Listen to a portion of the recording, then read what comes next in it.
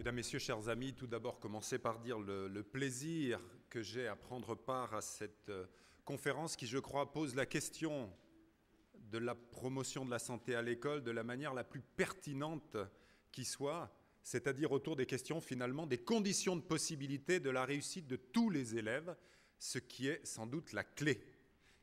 Et je crois important de préciser que cela n'enlève rien au rôle central de l'école en matière de santé, mais je crois le positionne avec justesse, faisant de l'école un acteur à part entière de santé publique et non pas simplement un instrument amené à prendre en compte telle ou telle thématique de santé.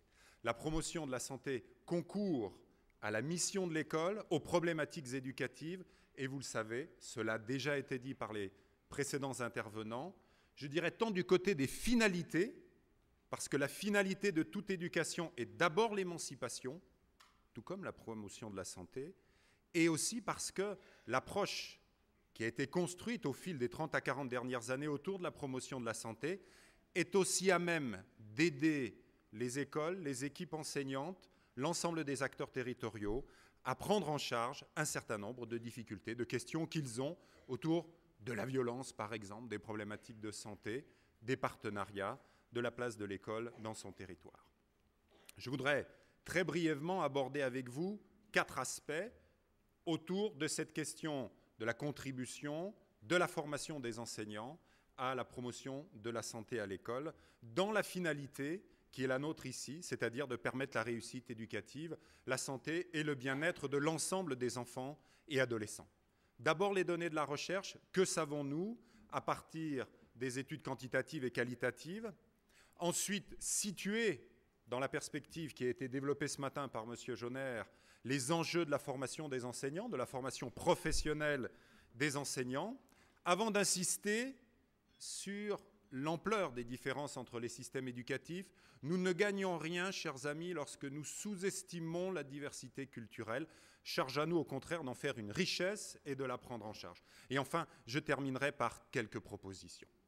Premier point, en ce qui concerne les acquis de la recherche, lorsqu'on analyse ce que sont les impacts, l'effet des dispositifs de promotion de la santé, on s'aperçoit systématiquement, vous avez ici par exemple les résultats de travaux quantitatifs basés sur des approches multivariées, eh bien on s'aperçoit que, outre le poids d'un grand nombre de facteurs, notamment liés au volet social, la formation des enseignants intervient de manière significative. Première idée. La seconde idée émanant de la recherche concerne les déterminants des pratiques enseignantes. Qu'est-ce qui fait qu'un enseignant va mettre en œuvre des pratiques qui le font contribuer à la promotion de la santé? Là aussi, les travaux quantitatifs et qualitatifs ont mis en évidence une grande variété de paramètres liés à l'engagement individuel, mais aussi la dimension collective, le public, mais toujours la question de la formation apparaît soit dans les analyses qui peuvent être faites sur la participation des enseignants, soit autour d'approches anthropologiques quand on va discuter avec eux. La formation est un élément tout à fait central. Les travaux de Karine Simard que vous trouverez en communication affichée, en poster, pourront vous permettre d'aller plus loin. Troisième élément, vous avez ici la représentation de l'enseignant moyen partout, c'est-à-dire en train d'essayer de tenir, malgré la charge qui augmente, tenir en équilibre. Et l'éducation à la santé, et Laurie Saint-Léger l'a largement montré, si elle fait bien partie du paysage des enseignants, est loin d'être au cœur de leur identité professionnelle, surtout dans un contexte où l'ensemble des pays vont augmenter la charge, vont conduire à ce que l'école ait un nombre toujours plus grand d'objectifs à atteindre. Quatrième élément issu des travaux de recherche, basé ici sur des approches justement d'analyse du travail, qu'est-ce qui est déterminant dans la mise en œuvre de pratiques promotrices de santé pour un enseignant? Je précise pour un enseignant parce que du côté des personnels médico-scolaires, des personnels d'encadrement, c'est différent. Toutes les études convergent. J'ai mis ici quelques références. Le travail remarquable de Fatou Diagne au Sénégal, le travail de Grassa de Carvalho sur 19 pays d'Afrique, du pourtour méditerranéen d'Europe, des travaux en Europe du Nord également, contribue à souligner la centralité du déterminant personnel. C'est parce que vous y croyez, parce que cela rejoint l'idée que vous vous faites du métier, que vous allez mettre en œuvre des pratiques, contribuer à des dynamiques de promotion de la santé. Le déterminant institutionnel, ce sont les textes sur les missions, les circulaires, les programmes scolaires, jouent un rôle mineur dans l'engagement des personnes. Le volet contextuel, c'est-à-dire de prendre en compte d'une manière significative des difficultés particulières qui ont été observées chez les élèves et dans la communauté qui les entoure, est aussi un déterminant, mais à l'évidence plus faible que le déterminant personnel. Cinquième élément, issu là aussi de l'analyse du travail, c'est de rappeler ce qu'est justement la professionnalité enseignante. L'enjeu, lorsqu'on veut penser la formation des enseignants en promotion de la santé, c'est de ne pas oublier qu'ils sont des professionnels, des individus, des sujets qui sont pris dans un ensemble de contraintes desquelles va émerger leur activité professionnelle, en référence à toute une série d'éléments, on l'a vu tout à l'heure, les ressources, mais aussi des genres professionnels différents. Ce qui veut dire que le défi quotidien de tous les enseignants, c'est de maintenir de la cohérence dans leur activité pour permettre de tenir entre l'ensemble des dimensions du métier qui est de faire vivre la classe, de permettre l'acquisition d'un certain nombre de savoirs et le développement de compétences. Si bien que nous devons tous apprendre à penser ces activités professionnelles sur le mode du compromis, de l'articulation entre des dimensions différentes. Si bien que ce que la recherche nous apprend, c'est qu'il est vain de se limiter exclusivement à prôner les bonnes pratiques et à l'appeler à la conversion de ces ignobles enseignants trop centrés sur leur discipline scolaire et de les appeler à changer. Ce n'est pas et ce ne sera jamais la question. La vraie question, qu'est-ce que c'est ? C'est d'accéder aux contradictions, à la complexité du métier et de travailler avec eux en situation sur la manière de tenir ensemble toutes ces différentes dimensions, à la fois l'apprentissage des élèves, mais aussi le fait de tenir la classe, de tenir soi-même dans sa carrière, de prendre place dans des réseaux collectifs au sein des écoles, de prendre place également dans des réseaux à l'échelon des territoires. Sixième point que nous apprend la recherche, chers amis, c'est que ce dont nous parlons n'est pas anodin. Former des enseignants à la promotion de la santé, mettre en place dans des écoles des dispositifs de promotion de la santé n'est pas par essence positif. Cela génère très souvent des déstabilisations. Je prends ici le cas du travail de Jorge Stirling qui a étudié sur un ensemble d'écoles, ici 2 écoles, à partir d'une approche fine pendant 4 ans. Qu'est-ce que ça fait aux enseignants d'être formés dans ce domaine-là et d'être impliqués dans un dispositif? Eh bien oui, c'est positif pour eux, ils voient de la cohérence, c'est un apport important, mais regardez, pour 16 d'entre eux, 16 sur 24, la mise en œuvre du programme a des effets négatifs sur la construction de l'équipe, parce que cela génère des tensions, parce que les questionnements éthiques sont présents, parce qu'il y a de l'insécurité vis-à-vis des parents. Ce 6e point est important, nous ne pouvons pas nous imaginer en héros de la formation des enseignants en imaginant qu'il n'y a pas de conséquences.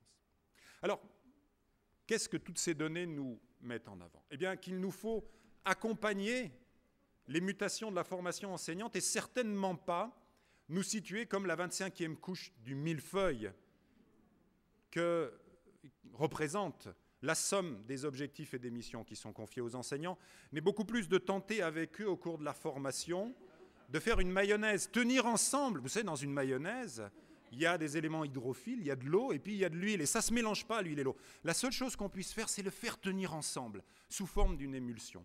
Eh bien, c'est à ça que nous sommes appelés, aider les enseignants à construire de la cohérence. C'est ça, le cœur de la formation en promotion de la santé.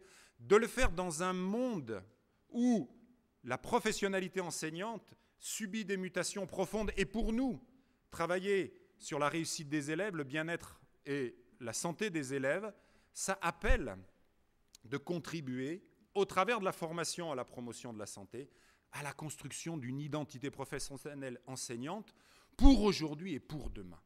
Voilà comment je vous propose de réfléchir à ces questions. Alors, une fois que l'on a dit ça, il nous faut assumer, je le disais en introduction, la grande diversité des systèmes éducatifs. Vous savez, l'école, elle est au cœur de la construction sociale. L'école, elle est au cœur de nos identités sociales.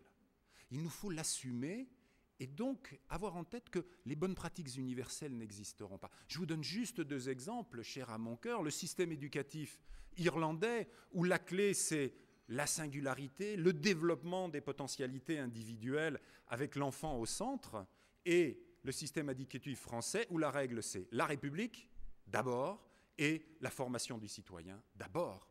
Il n'y a pas de jugement à porter, simplement d'assumer paisiblement que c'est une réalité.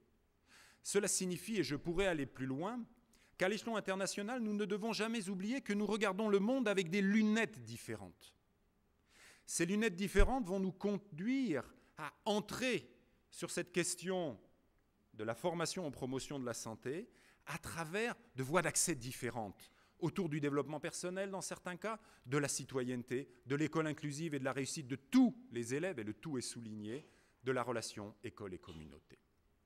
Pour conclure, finalement, qu'est-ce qui fait sens pour nous? Eh bien, c'est sans doute de construire des dispositifs de formation initiale pour lesquels on tienne ensemble une formation académique et professionnelle, ancrée sur le terrain, mais qui ne néglige pas non plus l'ancrage sur la recherche, des formations professionnelles d'enseignants équilibrées sur ces 2 jambes, le travail au quotidien, dans les situations, à travers les études de cas, à travers les stages, et également le lien à la recherche, parce que tout cela avance et fait l'objet d'une immense complexité, et former des professionnels de haut niveau, c'est leur donner les moyens, eux-mêmes, à partir de leurs ressources, de construire leur activité professionnelle. 2e axe de la formation initiale, c'est construire de la cohérence et aider chaque enseignant à se faire une vision de ce qu'est son métier et des attentes. Pour la formation continue, le développement professionnel, c'est vraiment autour de ce triptyque fondamental, valoriser, mutualiser, enrichir. Alors, demain sera ce que nous en ferons, créer les conditions de possibilité de ce changement de paradigme dont on a largement parlé, c'est d'abord, et vous voyez ma baguette magique, faire le deuil d'une vision magique de l'école. L'école ne résoudra pas tout parce qu'on l'a décidé. La formation des profs ne générera pas l'émergence de dispositifs de promotion de la santé parfaits demain matin à 8h30 dans toutes les écoles. C'est beaucoup plus se situer dans une logique pour la formation des enseignants, d'accompagnement des universités et des écoles de formation. Pour cela, l'action qui est à conduire, et elle est déjà commencée par l'ensemble des structures, que ce soit l'INSPQ, le CACH ou la UHPI, autour de la formation par la recherche des enseignants, pour les universités et pour les structures de formation en général. J'arrête. Former les cadres, bien évidemment, les chefs d'établissement, les corps d'inspection, faire vivre des réseaux nationaux autour d'un travail sur les politiques d'éducation, la formation de formateurs et l'évolution de la structure, et enfin, dynamiser la dimension internationale de la formation. Le tout en prenant son temps, parce qu'il nous faut accepter qu'accompagner des mutations de dispositifs aussi considérables et chargés d'enjeux socialement que l'école, ça évolue. Je vous mets ici 2 exemples, puisqu'on a travaillé sur ces questions, en français et en anglais, autour de cette question de la formation des enseignants. Je vous remercie de votre attention.